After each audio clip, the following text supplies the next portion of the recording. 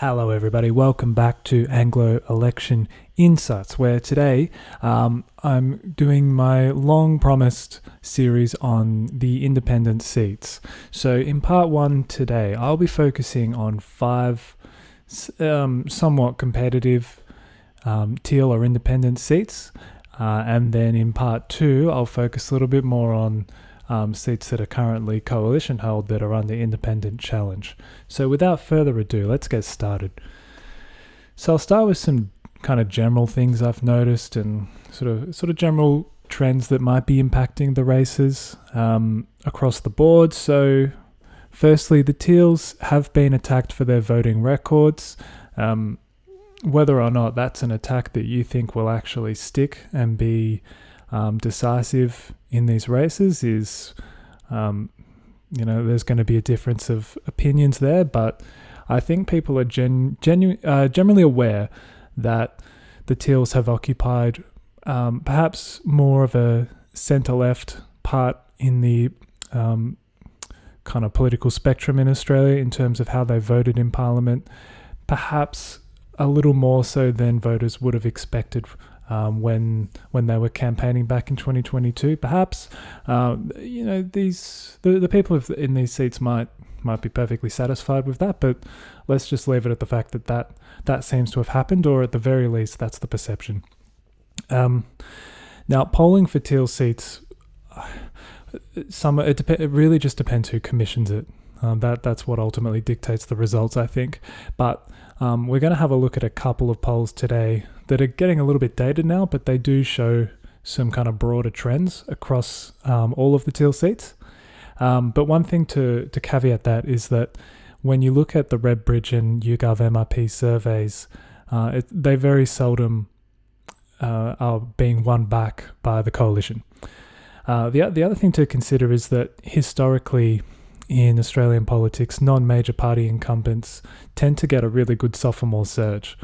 And often a seat that they win just by the skin of their teeth the first time, when they go back for a second term, they often win by like 6, 7, 8%, and make the seat quite safe. Now, probably like 3 weeks ago, the minority government was pretty much baked in. Now maybe not so much, because Labor's picked up so much ground, but I think most people still expect a minority government, or at least very close to.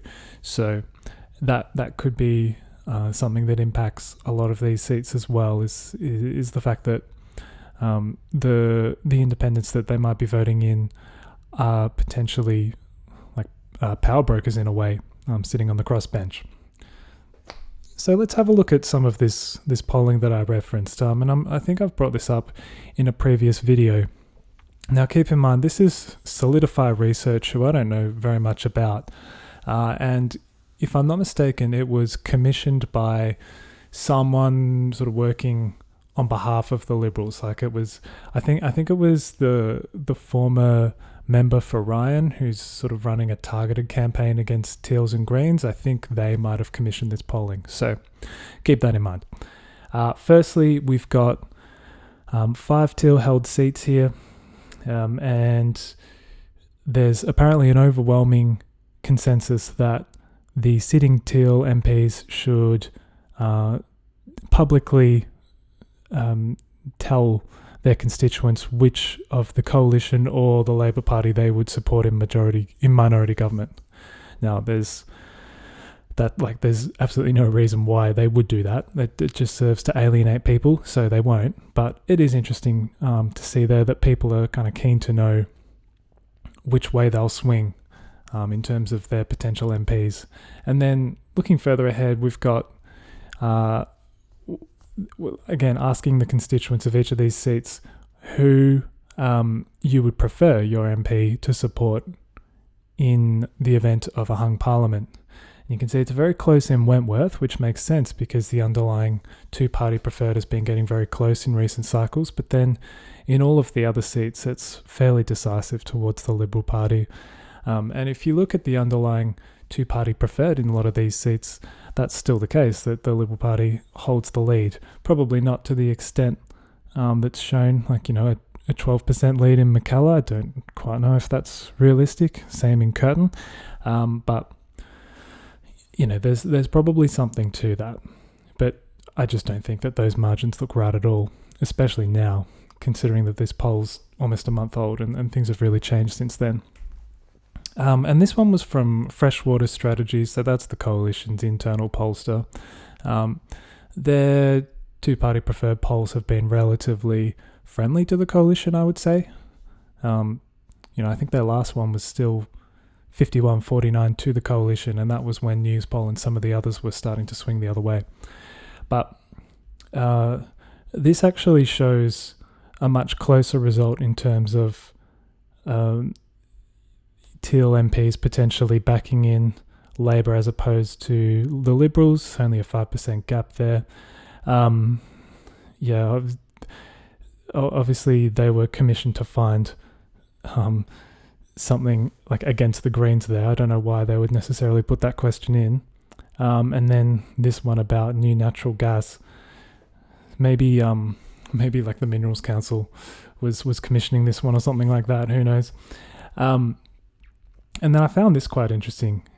Here we've got asking the voters of these Teal electorates what kind of favourability they have for this list of different organisations and people. So you've got the Liberal Party basically at even favourability. You've got Labor at -13, Climate 200 at -7, the Greens at -38, and then Simon Holmes-A-Court at -18.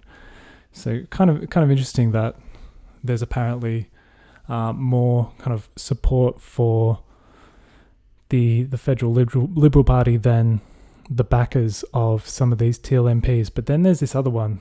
They've asked respondents for favourability of the Teal independents, and you're getting +1 favourability. So maybe people don't necessarily see their Teal MPs as being tied at the hip to Climate 200 or Simon Holmes-A-Court. So let's jump straight into some seats. We'll begin with Mackellar. It's currently held by Sophie Scamps. She holds it on about a 3.3% margin against the Liberal Party, but the underlying two-party preferred is 7.9% to the Liberals. The Liberal Party, from what I understand, they were quietly confident of regaining this seat even when they first lost it. I think they felt that this seat fell in reaction to Scott Morrison and his unpopularity around this part of Sydney. I would think that that might be true to some extent, but at the same time, there does seem to be some sort of trend going on here. For example, if I jump out of the slides, we'll have a look at what's happened at the state level since 2019. This is the Northern Beaches area. Look at this deep blue. This is, small L Liberals, Gladys Berejiklian, who I think was very popular with liberal-leaning women. And then we go fast forward to 2023. Whoa, look at the change. Much lighter shades of blue, and then the independent getting in there. And at the same time, I'll just jump back into the slides. You've got the state seat of Pittwater, which has also gone to the Climate 200 independent in the most recent by-election, which may have been in part due to the criminal allegations against the outgoing member, but still, there is some sort of trend going on there ever since the high point of Malcolm Turnbull in 2016 being really popular in these parts of Sydney. Sophie Scamps herself was linked with the Northern Beaches local government rate rise that happened in February. There was a lot of local anger about that, and I think there was a perception that Sophie Scamps was linked in some way with some of the councillors who voted for it, which I think got some local Liberal members excited. But at the same time, James Brown, running for the Liberal Party, I think he's from the area originally, but then he moved down more into like the lower eastern suburbs, and now he's come back. So whether or not he's particularly popular or well known in these parts remains to be seen. Okay, moving. Kooyong. So this is Monique Ryan's seat.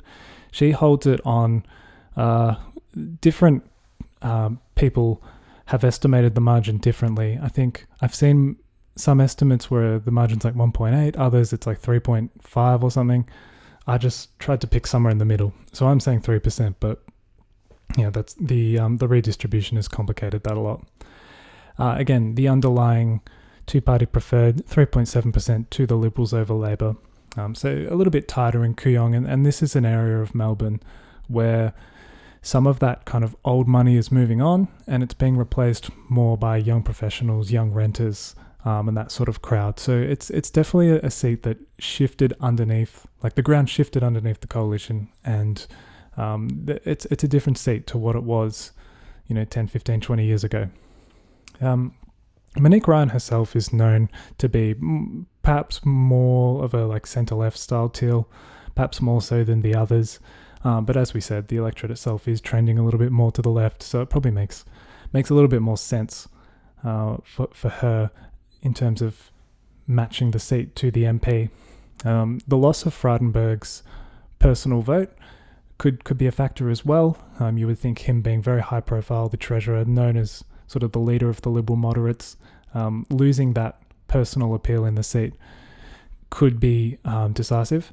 And then the other factor here is that both candidates have now suffered scandals. So Monique Ryan, I'm sure you guys all know about this, but her husband took down a Liberal sign. I can't remember the story exactly, but it was something about how like he looked at it and thought, oh, that's definitely against council regulations, and then just took it down. But obviously that wasn't a good look. And then when it comes to Amelia Hamer, the Liberal candidate, in her original pitch to voters, she was talking about how she was a renter and she kind of understood the difficulties and struggles of it. But then it's come out more recently that she in fact is a landlord and she owns 2 investment properties. So the thing here is that when you run as an independent, you have a personal brand, and everything is staked on that personal brand. And if it suffers damage, it can be very decisive. Whereas Amelia Hamer, she might suffer like a personal scandal, but she's kind of got the Liberal brand to hide behind, and the Liberal brand won't be damaged anywhere near to the extent that a personal independence brand would be damaged by a personal scandal, if you know what I mean. So it's going to be a really interesting race. I haven't checked the betting markets today, but a few days ago they'd flipped and the Liberals were now favourites. I don't think that's quite right, but a very interesting seat to follow. We'll move over to Goldstein. This is Zoe Daniel. She holds it on about a 3.4% margin. Again, the redistribution has made calculating that a bit difficult. And a similar 3.7% margin to the Liberals on the underlying two-party preferred. I think Zoe Daniel's been reasonably free of controversy. I haven't seen a great deal from her, but one thing I have seen is that she's very anti-gambling. She's kind of taken up that Nick Xenophon style mantle in a way. But this seat isn't quite like some of the other teal seats, I would argue. Redbridge analyst Kos Samaras said that Goldstein is more of an aspirational seat. That's a classic Liberal term, aspirational seat, which, he was saying could be a bit more liable to swinging back to the coalition. You've got a slightly higher concentration of Jewish voters as well, which, that could be decisive. Even though the Israel-Gaza issue has disappeared a little bit in terms of the national talking points, it probably hasn't diminished much in importance for, Jewish voters or for, people who really felt strongly on that issue in the first place. And just to demonstrate this whole thing about, aspirational, whatever. So if we have a look at, this is Kooyong. So we've got, highly educated, high incomes, but not so many mortgages. So we go next door to Goldstein, again, highly educated, high income, but much more mortgages. So there could be a little bit more mortgage stress that plays into it. At the same time, if we look at the age distribution, and this is where it becomes interesting. So in Kooyong, remember what I said, the young renters and the young professionals coming in. That's really shifted the dynamics in the seat, and that's probably an ongoing process as well. This is 2021 census, so it's probably even higher now. Whereas as you go along, still like maybe slightly above average in terms of the older voters, but not to the extent that we've got in Goldstein, where there's not so many of these young professionals, young renters, but we do have these like older millennials and Gen X.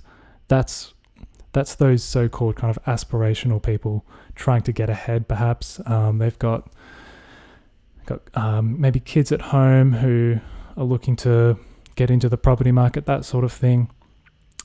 So it's a different demographic. It's not exactly comparable to Kooyong, and I think that's why there's been some intrigue in the seat of Goldstein. Be interesting to see how that one plays out. Tim Wilson is back contesting for the Liberals. I've had commenters tell me that he's quite popular, relatively socially progressive, openly homosexual as well. But he did have this ugly incident, something about wreath laying, I should say, on Anzac Day last year, which is a really bad time to have a political stoush. And he got into some sort of a scuffle with a representative of Zoe Daniel, and it just, to me it came across as a bit sort of sore loserish, but I don't know, that might not be high on the minds of voters come election day. And then different polls of the seat have tossed up some different results, but there was one wave at least of the Redbridge accent MRP that had the Liberals in front, interestingly enough. So we'll go over to Curtin, this one where I've always maintained that I think, Cheney might be in a bit of trouble just because of the fact that the Liberals had such a poor statewide result and they only need a small bounce back in their primary to pretty much lock anyone else out of winning it. Again, look at the two-party preferred. It's 5.5% lead to the Liberals, and that's probably it's probably at least going to stay relatively stable, if not bounce back a little bit more towards the Liberals. And then Cheney's margin is only 1.3%. No real sort of credible polling, but the one thing we did note during the WA state election in March was that the swings towards the Liberals in inner Western Perth weren't very good. So that could tell you that the Liberal brand's still suffering there. And, when we think back to that sophomore surge effect that independents often get, that could well be enough to keep Cheney there. And a lot of you guys in the comments are suggesting that that's probably the case, which I think is a perfectly legitimate argument to make, but we'll see how it comes out on the night. So then the last one I want to look at is Indi, not because I think it's definitely competitive, but I just wonder if it could be a bit of a sleeper seat. Helen Haynes has held it since 2019, and before that it was held by Cathy McGowan Independent since 2013. Her margin is now 8.9% against the Liberal Party, although the Liberals have just over 5% lead on two-party preferred. She had a good sophomore swing, I've said in 2019, that should be 2022. She, as I said, she got handed over the seat from Cathy McGowan. It's interesting, the Liberals must see something in this seat, maybe some internal polling, something like that has encouraged them, because they seem to be putting a lot of resources into it. I saw heaps and heaps and heaps of signs out for the Liberals when I was driving through, which I wasn't expecting to see. Maybe it's a couple of the issues. I know that connectivity and telecommunications is a big issue in some of the more rural parts of this electorate. And then in other parts of regional Victoria, regional New South Wales, this is where the renewable energy transition is being felt. In terms of a lot of that new infrastructure going up, and some people are a bit concerned about the use of land for solar panels, wind turbines, that sort of thing. And the Liberals might find themselves able to tap into that if that sentiment is particularly strong. Then when you look at the state level results from 2022, there was some movement to the coalition, but at the same time, right up here in the Benambra area, a local independent almost toppled the sitting Liberal. So you could probably make the case both ways that the state results are bullish for either Helen Haynes or the Liberals. Nothing particularly decisive to say. So that's actually it for today. Thanks for watching, guys. Hope that has kind of cleared things up a little bit. I'm hesitant to put out too many firm predictions in these kinds of videos. It's exceptionally difficult to read where the races are. They're very individual races as well, but hopefully that gives a little bit of background and gives some insight into the way I'm thinking about them. At this stage, it's going to be pretty hard for the coalition to win any of them back, but if they do win one back, it's going to be Curtin, I believe. And any more on top of that would be a pretty good night for them. But thanks again for watching. Subscribe to the channel if you're new and you're enjoying the content. Please like the video if you enjoyed it, and definitely comment your thoughts below. If you live in any of these seats and you're seeing something on the ground that you think I should know about, definitely comment that as well. Thanks again, and enjoy the rest of your day, guys.